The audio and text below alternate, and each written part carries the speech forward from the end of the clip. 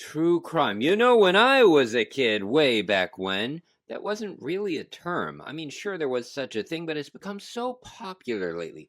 Let's go back real quick. Stay with me. We're about to get to games. Hold on. 2017, I was introduced to the world of podcasts. Maybe you've heard of them. I don't know.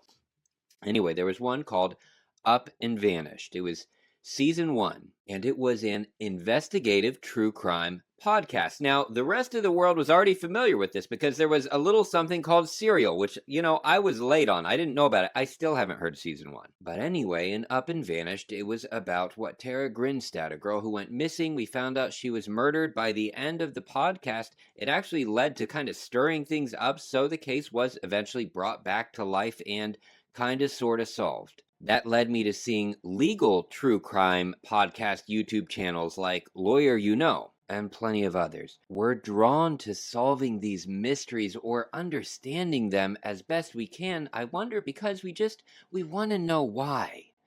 Why do people do the things they do? Is there really such a thing as justice?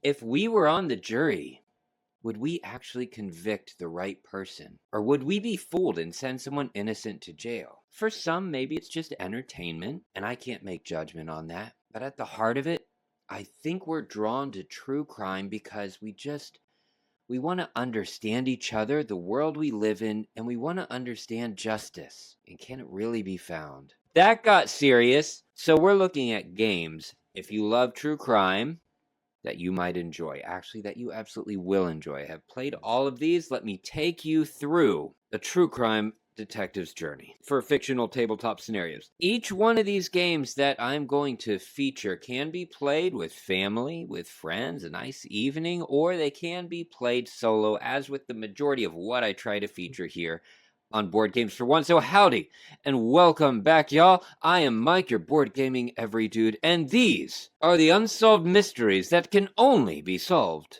by you or me. First off, sent to me by the publisher Murder of a Millionaire. This is Cryptic Killers, so they have several different cases. This is simply the one that I chose to play through. The goal of Cryptic Killers is to examine a file of evidence, eliminate your suspects, and identify the actual killer. Most of these games have difficulty ratings. This is 3.5 out of 5, which I found to be accurate. And depending where you get it, of course, but let's say it's around $20.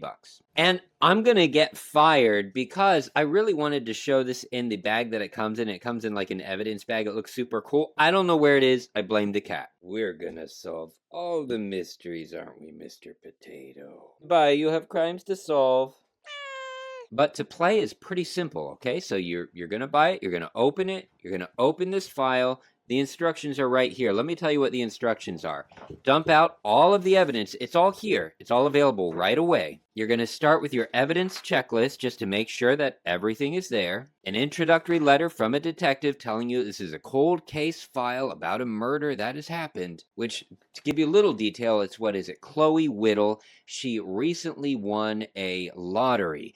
And sometime after that, she was walking through a park. She's found stabbed to death. And the immediate suspect is her estranged father. Your assignment is to look at all the possible suspects and at least eliminate as many as possible so that you can deliver the best option. And something I thought was cool here with this introductory letter is you actually get access to this head detective's or this chief's email, but of course you have to figure out what the password is. So there's some puzzle solving as well. You got to look for some clues in order to get that password, and then you actually log into your computer, go to the site, log into your email, and check out stuff. It's pretty fun. But you're going to have all the things you'd expect for evidence, right? You're going to have witness details. You're going to have police reports. You got the fun handwriting with those. You're going to have weapon analysis of what they think stabbed her. Some newspaper articles, other random things that you're like, what on earth is going on there? You've got a map of the park and of where the crime happened. You're going to have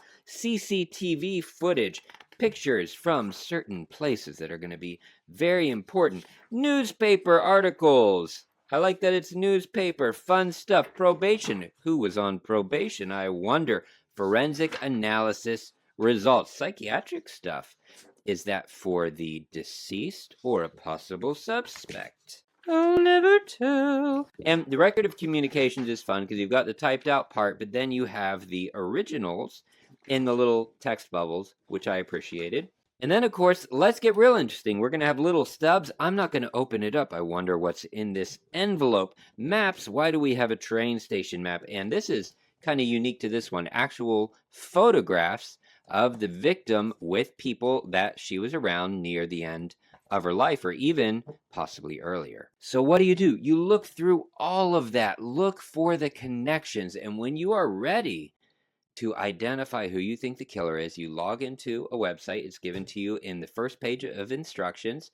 You type in their name and see how you did. Like most of these games, if you need hints, they also have a site where you can get hints to help you along. If this looks like it's for you and you would enjoy it, I'm putting a link to that in the pinned comment and in the description below so you can go directly to their site. There is not that I remember any profanity or adult language or anything like that. The only thing might be the crime scene photo, which if you're doing true crime stuff, I think you should just know that that's going to be a part of it. None of the things I feature go into anything grotesque or brutal other than maybe the picture of the actual crime scene. But perhaps you're looking for something that works in maybe more than one episode. You might have seen subscription services like Hunt a Killer. Well, there's another one. It's called Killer Mystery. This was sent to me by the publisher, and they have a seasonal plan where each month they send you a new episode in an ongoing mystery until the season ends and then a new season starts. The one that I've dug into is The 80s Were Killer. Right now listed on their site, which I'll put a link in the description below as well as in the pinned comment there.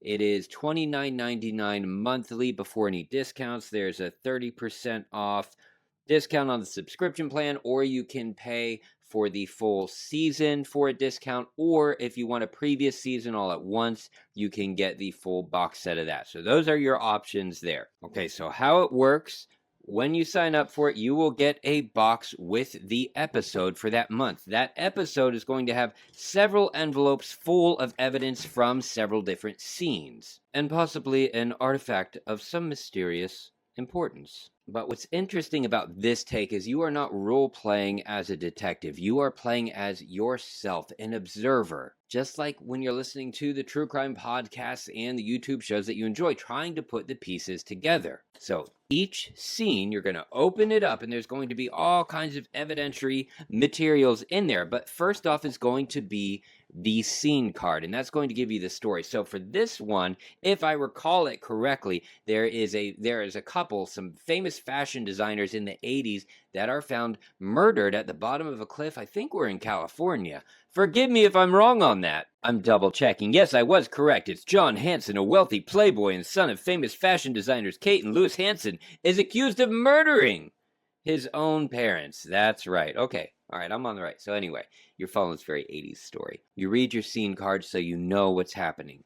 Now, your goal, you will be given a research card, which is going to have a single question on it. Actually, no, it's at the bottom of this. It's at the bottom of this. The research card tells you the materials that are in the envelope. Anyway, you're going to have one question. So for episode 1, determine the manner of death for Kate and Louis Hanson. So you're going to start digging through the scene. You're going to have invitations and crime scene photos, departmental reports. You're going to have flyers that were found, wedding invitations. What is going on? Newspaper clippings, evidence collection forms, more photographs of the crime scene, witness statements, affidavits, autopsy form, evidence collection, more autopsies, obituaries of who, and what does that have to do with anything? Some random letter. What is going on?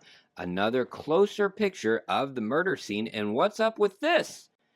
When you feel like you've put together enough to go to your next scene, you open up the next envelope and repeat the process until you get to the end of the episode. There are YouTube videos with full action acting and all, and it's actually very well done to carry the story forward. I think if you enjoy this seasonal type of package is actually totally worth it. There is a hints page in each episode that you can check out, at least in the first episode. Next, if the subscription plan or the full box set isn't for you and you just want something where you just open something, spread it on the table, go, I've got Cold Case, End of the Line. This is from Think Fun, and I don't see a challenge level on this. I would say that this is just a little lower on the challenge level than the previous two, but still quite challenging. But I was able to solve in under 3 hours, and this runs about $16. So, kind of to give you a pricing idea, so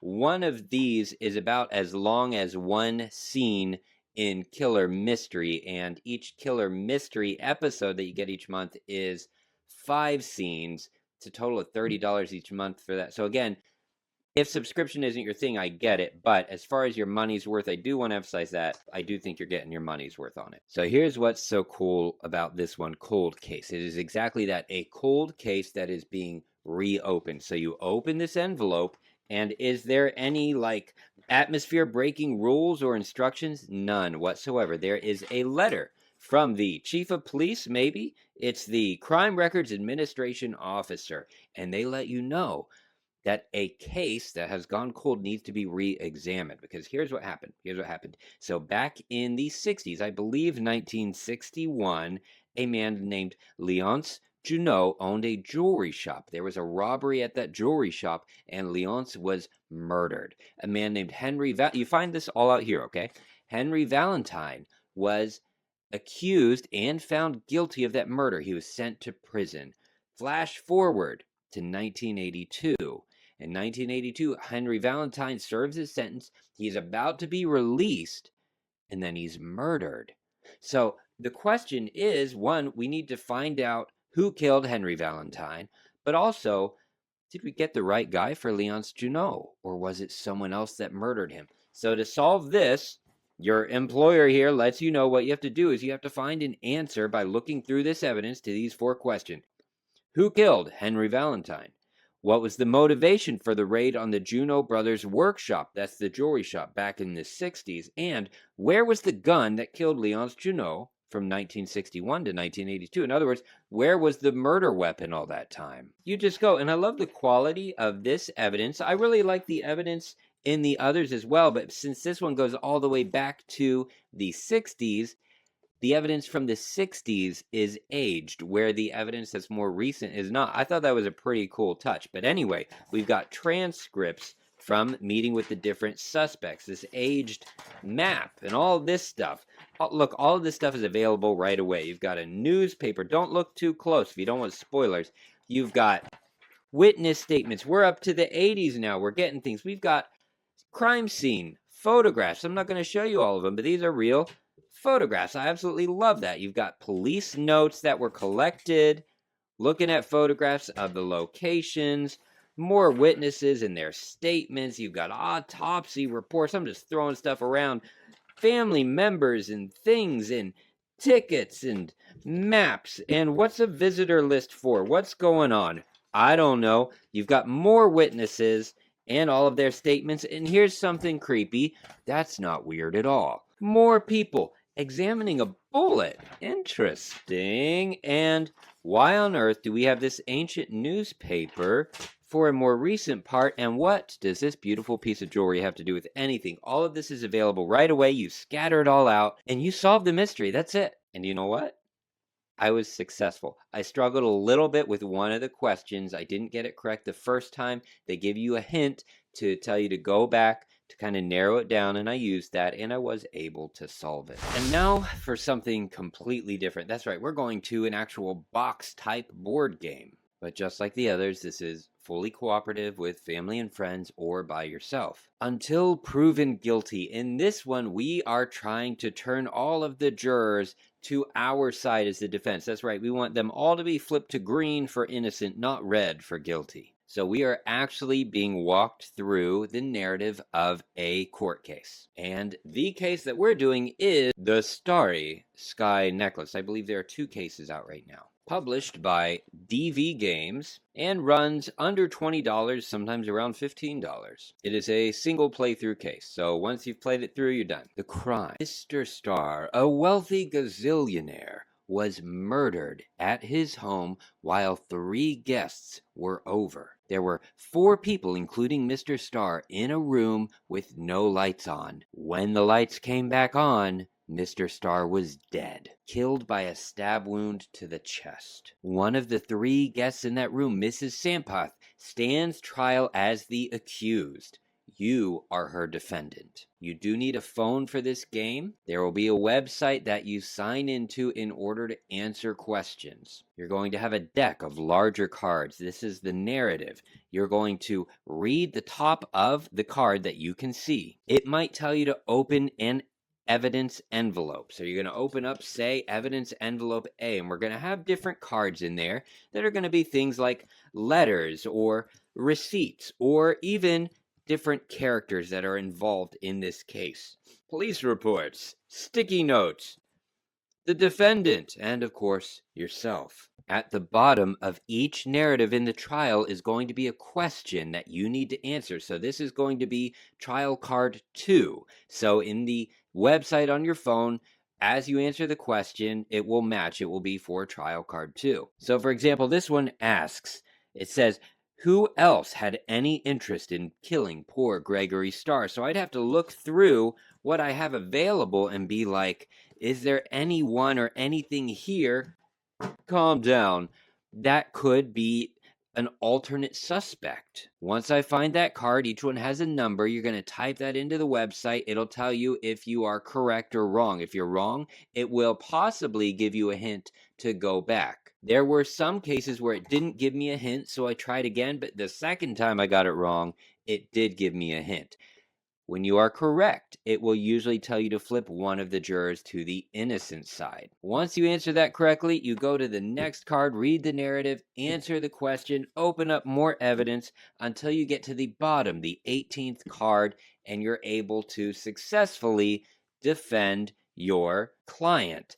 The way you score it is at the end. You want to have all the jurors innocent, but you might not get there. So you just want to see how many were innocent, and you compare that to a scorecard to see how well you did. This one's a little closer to if you were going through like the narrative in a video game with the more animated type graphics. So it's a different experience than the previous 3, but it does give you that fun trial atmosphere, and I think it's a nice change of pace. Next up, we have Incognito. This is from Masters of Crime. So there are different themes. I picked the Incognito one. These run about $25 each. And this one, you actually are an agent that is going undercover in prison. So think something like, what is that show? 60 Days In, something like that. Except they're not actually undercover trying to solve anything. They don't really accomplish much. Maybe they do.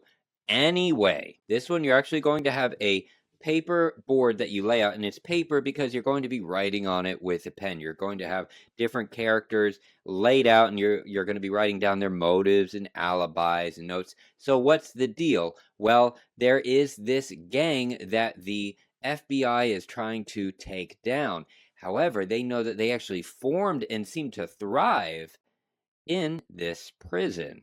So they had somebody who was going to snitch, but he mysteriously was murdered right before he could. So now you are going undercover to try to figure out who murdered the snitch so that this case against this notorious gang can continue. Now, when it starts out, you're not going to have all of this laid out like this. Most of this is going to be empty and get revealed as you go. So don't look too close if you don't want a spoiler, okay? Calm down. Oh my goodness. You'll start at location A. You're going to see locations get laid out around the board as you go. Suspects are going to get laid out in the middle as you go.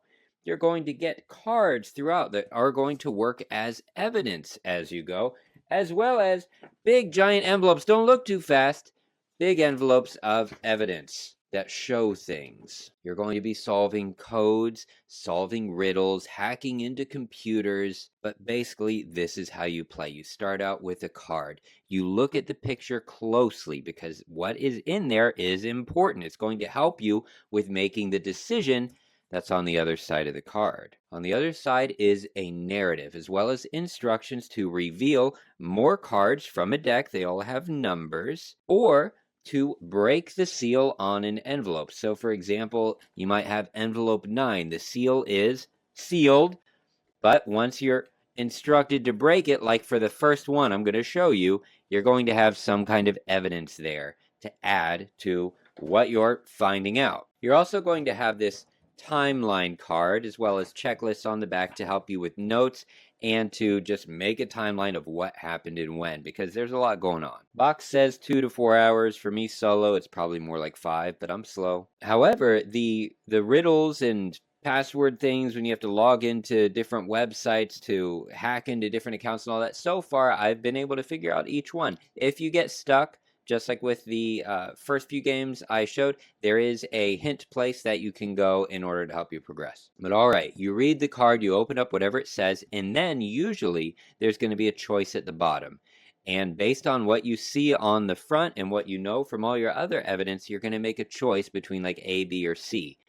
And that's going to decide the next card that you reveal. That may take you to a certain location, give you an option to visit it, or force you. Maybe you get punched in the face, so you're forced to go to the infirmary. Then you're done with that card, but you can put it back because you may still need that for later. And then you pick your next location and you make your next choice. And that's how you end up revealing locations and suspects as you get through the game, working your way down through the deck of cards. So the cool thing is, what that means is you're often, when you make a choice, that means you eliminate all the other choices. So if I picked choice A, then it will tell me, flip over card 21.